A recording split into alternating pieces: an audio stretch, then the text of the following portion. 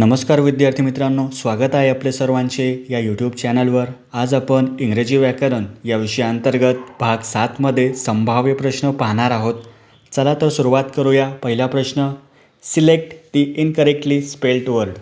चुकीची जी स्पेलिंग आहे ती ओळखायची आहे। त्यामध्ये प्लॉजिबल, हायपोथेसिस, क्रिमिनॅलिटी आणि ॲफिल्युएंट या 4 शब्दांपैकी जो प्लॉजिबल शब्द आहे ही स्पेलिंग चुकीची आहे, कारण प्लॉजिबल या स्पेलिंगमध्ये एकच एस असायला हवा होता, इथे डबल एस आलेला आहे, म्हणून पर्याय क्रमांक 1 ही स्पेलिंग चुकलेली आहे। पुढे, Teresa is dash with her hyper active car. तर हा जो सेंटेन्स आहे हा प्रेझेंट कंटिन्युअसमध्ये आहे, चालू वर्तमान काळामध्ये, कारण इथे इज हा शब्द सहाय्यक क्रियापद वापरला गेलेला आहे, म्हणून येणारे क्रियापद हे चालू वर्तमान काळ म्हणजेच ING स्वरूपात असेल, म्हणून प्लेइंग हाच उत्तर आपला बरोबर होईल, पर्याय क्रमांक 4। पुढे, select the correct meaning of the given phrase. Down to earth, तर याचा अर्थ होतो प्रॅक्टिकल अँड रिअलिस्टिक। हा एक फ्रेज आहे, वाक्प्रचार आहे। याचा वापर अशा व्यक्तीसाठी केला जातो जी व्यक्ती अत्यंत व्यावहारिक, नम्र असते, त्या व्यक्तीत गर्व नसतो, याला डाऊन टू अर्थ म्हणजेच जमिनीवर असणे असं म्हणतात। पुढे, select the grammatically correct sentence. I has been busy. तर मित्रांनो, इथे आय सोबत नेहमी आपण हॅव वापरतो, म्हणून हॅज वापरत नाही आपण, म्हणून हा पर्याय क्रमांक 1 चुकीचा ठरेल। It is a place where most people knows each other. तर मित्रांनो, इथे पीपल अनेकवचनी आहे आणि नो एकवचनी इथे असायला हवा होता, इथे दोन्ही अनेकवचन आलेले आहेत, म्हणून हा देखील सेंटेन्स चुकीचा होईल। She have taken a taxi to the hospital. इथे शी हॅज हवा होता, शी हॅव आलेला आहे, म्हणून हा देखील पर्याय चुकीचा होईल। She carried all her luggage with her. हे वाक्य मित्रांनो बरोबर आहे, कारण लगेज नेहमी एकवचनीच राहते, म्हणून पर्याय क्रमांक 4 हा वाक्य ग्रॅमॅटिकली करेक्ट आहे। पुढे, choose the antonym of the word. Optimism. Optimism म्हणजेच आशावाद, काहीतरी चांगले होईल अशी आशा ठेवणे, सकारात्मक आशा ठेवणे, तसा आशावाद त्याला म्हटलं जातं ऑप्टिमिझम। तर याचा विरुद्धार्थी होईल निराशावाद, म्हणजेच पर्याय क्रमांक 1 पॅसिमिझम, अर्थात निराशावाद, नकारात्मक आशा। पुढे, कंप्लीट दी सेंटेन्स मिनिंगफुली।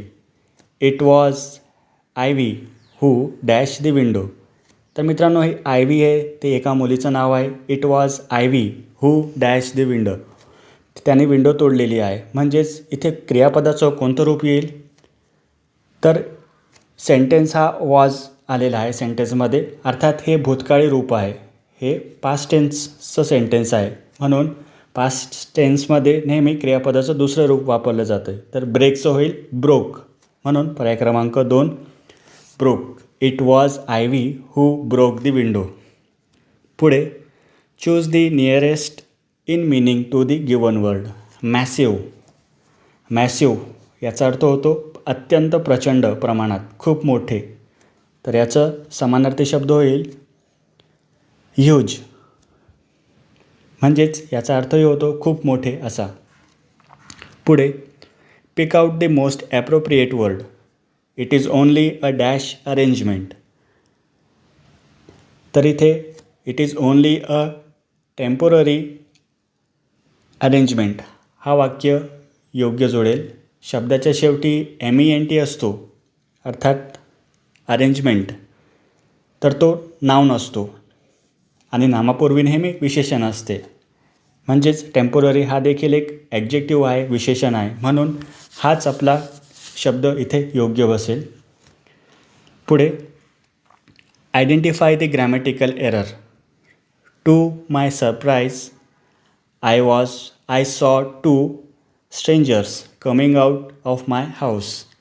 तर मित्रांनो, इथे जो टू वापरलेला आहे हा टू वेगळा आणि आपण जो टू वापरतो TO2 हा प्रिपोजिशन वेगळा. म्हणून इथे पार्ट भाग ए मधला पर्याय चुकलेला आहे. इथे टू वापरला गेलेला आहे म्हणजे एक ओ जास्तीचा आलेला आहे. टूचा अर्थ होतो खूप जास्त. उदाहरणार्थ this coffee is too cold. किंवा त्यालासुद्धा असा देखील वापर होतो आय एम कमिंग टू. म्हणून इथे जुळत नाही अर्थ व्यवस्थित. म्हणून पर्याय क्रमांक जो ए आहे, भाग ए आहे सेंटेन्समधला, तो त्यामध्ये एरर आहे. पुढे choose the antonym of the word agreement. Agreement म्हणजेच करार करणे, संमती, एकमत असणे. तर याचा विरुद्धार्थी शब्द होईल पर्याय क्रमांक 1 डिसेंट. अर्थात मतभेद, विरोध असणे. पुढे select the most appropriate meaning of the given phrase know how. तर इथे एक वाक्प्रचार आहे इंग्रजीमधला. नो हाऊ म्हणजे माहीत असणे, पण कसे. अर्थात पर्याय क्रमांक 4 प्रॅक्टिकल नॉलेज अँड स्किल. एखादे काम कसे करायचे हे माहीत असणे म्हणजेच नो हाऊ, कौशल्य. पुढे चूज दी करेक्टली स्पेल्ड वर्ड. शब्द आहे सस्टेनन्स, अर्थात उपजीविका, जीवन जगण्यासाठी आवश्यक असलेले अन्न पाणी, त्याला म्हणतो आपण सस्टेनन्स. तर तो योग्यरित्या स्पेलिंग लिहिलेली आहे पर्याय क्रमांक 3 मध्ये, सस्टेनन्स. पुढे मेनी वुमेन अर्न लेस दॅन हर मेल कलिग्स.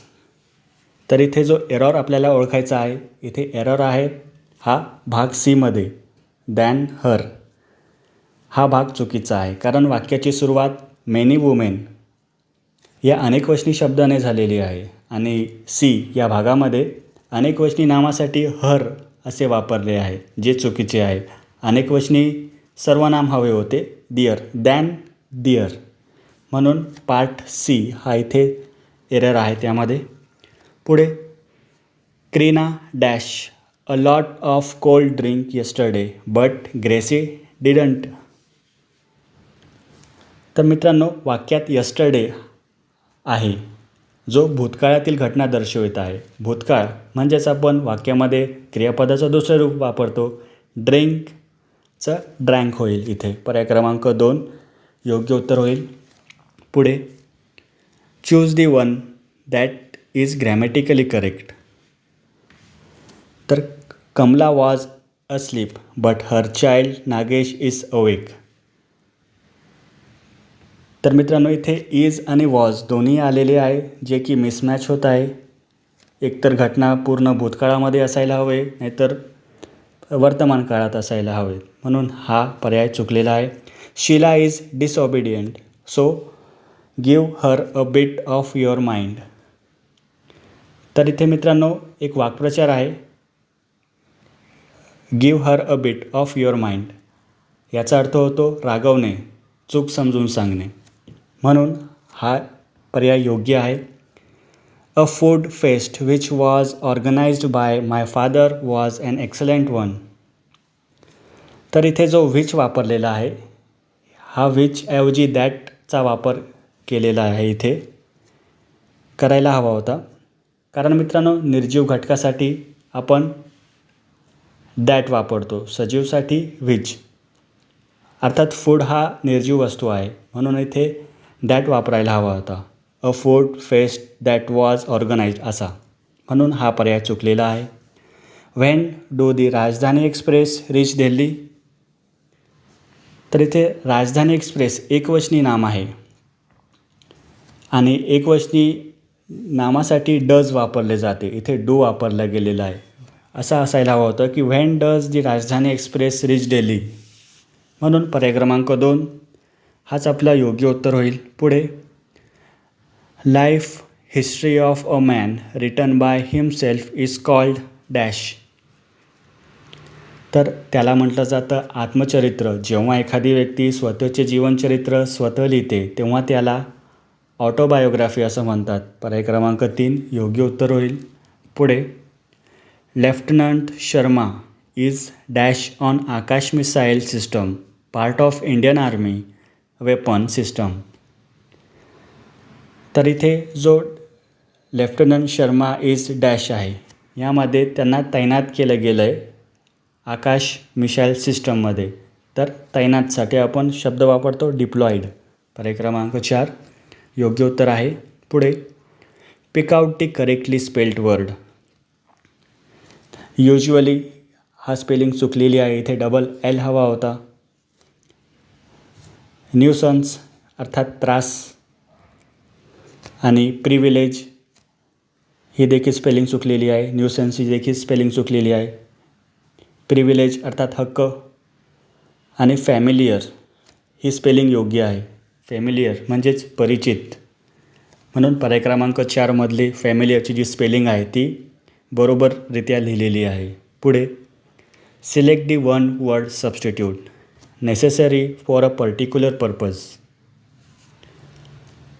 तर इथे आवश्यक किंवा अनिवार्य गोष्टीसाठी आपण रिक्विसिट हा शब्द वापरतो, म्हणून रिक्विसिट हाच आपला योग्य उत्तर होईल. पर्याय क्रमांक 2. पुढे दी boy dash red hair is my brother. येथे बॉय आणि त्याचे जे रेड हेअर आहे, लाल केस आहे, याचा संबंध जोडला गेलेला आहे, म्हणून आपण इथे विथ हा शब्द प्रिपोजिशन वापरणार. दी boy with red hair is my brother. पुढे ए पिरियड ऑफ 1000 इयर्स डॅश. तर 1000 वर्षांचा जो कार्यकाळ आहे त्याला इंग्रजीत म्हटलं जातं मिलेनियम. पर्याय क्रमांक 1 योग्य उत्तर होईल. सेंटेनरी यामध्ये 100 वर्षांचा काळ असतो, 100 इयर्स. आणि क्विसेंटेनरी यामध्ये 500 वर्षांचा कालावधी असतो.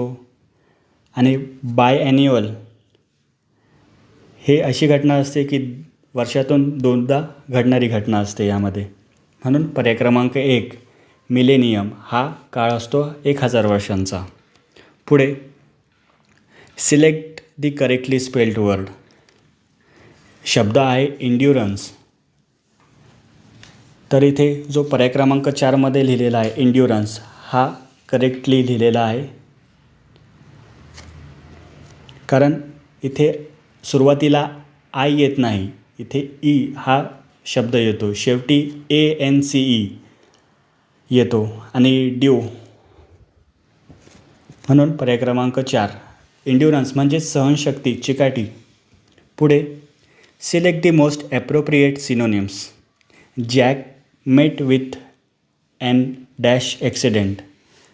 तर आपल्याला इथे वापरायचं आहे डेडली या अर्थाने, ज्यामुळे मृत्यू होतो, म्हणजेच आपला जो इथे शब्द योग्य बसेल तो असेल फटल. आता जॅक मेट विथ ए फटल ॲक्सिडेंट, म्हणून पर्याय क्रमांक 3 आपला योग्य उत्तर होईल. पुढे select the correct active passive voice. The poor students are being taught by me on Sundays. तर इथे मित्रांनो हे वाक्य सिम्पल पास्टचे आहे. सॉरी मित्रांनो, सिम्पल पास्टचे नाही आहे हे वाक्य. हे वाक्य आहे प्रेझेंट कंटिन्युअस टेन्सचे, कारण इथे बिंग हा शब्द वापरला गेलेला आहे आणि आर जे की चालू वर्तमान काळ दर्शवितो. आणि हे वाक्य आहे बाय मी, इथे शब्द आलेला आहे, अर्थात बाय मी हा म्हणजेच हा पॅसिव्ह व्हॉईसचा सेंटेन्स आहे. तर आपल्याला इथे ॲक्टिव्ह व्हॉईस करायची आहे. तर प्रश्नात आर बिंग अर्थात प्रेझेंट कंटिन्युअस टेन्स आहे, म्हणून ॲक्टिव्ह व्हॉईसमध्ये कंटिन्युअस टेन्स लागेल, म्हणजेच टॉटचं होईल टीचिंग. तर इथे टीचिंग एकाच पर्यायामध्ये आलेलं आहे, पर्याय क्रमांक 2 I am teaching the poor students on Sundays. कारण मित्रांनो बाय मीचं ॲक्टिव्ह व्हॉईसमध्ये आय असा शब्द होईल, म्हणून पर्याय क्रमांक 2 मधला सेंटेन्स इथे बरोबर ॲक्टिव्ह व्हॉईसमध्ये कन्वर्ट होत आहे. पुढे change the voice. Where did Sita by the hat. तर मित्रांनो इथे वाक्य सिम्पल पास्टचे आहे, कारण डिड हा शब्द वापरला गेलेला आहे. डीड हा फक्त आणि फक्त सिम्पल पास्ट टेन्स साधा भूतकाळी जो टेन्स असतो त्याच रूपात येतो. तर आपल्याला इथे ॲक्टिव्ह व्हॉईसचे पॅसिव्ह व्हॉईसमध्ये करायचे आहे. तर भूतकाळी वाक्य असल्याने वॉजनंतर वर्बचे तिसरे रूप वापरले गेलेले आहे. म्हणून पर्याय क्रमांक 3 मधला जो वाक्य आहे where was the hat bought by Sita, कारण डीडचं वॉज होईल भूतकाळी रूप आणि बायचा बॉट होईल क्रियापदाचे तिसरे रूप. पुढे select the appropriate synonym of the given word. Humble. तर मित्रांनो हंबल याचा अर्थ होतो नम्र, विनम्र. तर मीक या शब्दाचा अर्थसुद्धा नम्र असा होतो, कारण जो दुसरे पर्याय आहे लाऊड अर्थात मोठ्या आवाजाचा, म्यूट म्हणजेच शांत किंवा मुका आणि र्यूड म्हणजेच उद्धटपणे वागणारा. म्हणून मीक हाच जवळचा इथे अर्थ होईल हंबल या शब्दाचा.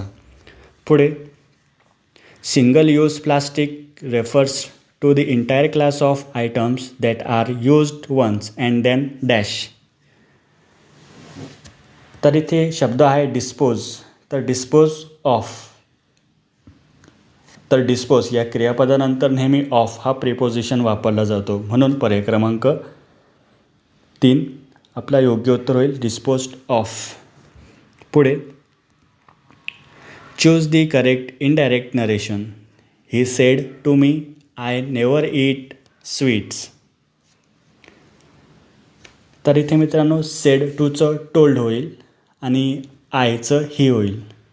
म्हणजेच आपला पर्याय क्रमांक 1 he told me that he never ate sweets. कारण मित्रांनो हे सिम्पल प्रेझेंट आहे दिलेले वाक्य. तर कन्वर्ट करताना सिम्पल प्रेझेंटचे सिम्पल पास्ट होईल. म्हणून पास्टमध्ये आपण क्रियापदाचं दुसरं रूप वापरलेलं आहे ate. He told me that he never ate sweets. पुढे choose the grammatically correct answer. Try to eat every of fresh food. तर मित्रांनो इथे एव्हरी नंतर डायरेक्ट फ्रेश फूड इथे आलेलं आहे जे चुकीचं आहे. इथे ईच ऑफ फ्रूट असं असायला हवं होतं. म्हणून हा पर्याय क्रमांक 1 चुकलेला आहे. Kamya thinks she is more powerful than Kashish. हा वाक्य बरोबर आहे. Riya is driving quickly when the traffic police stopped here.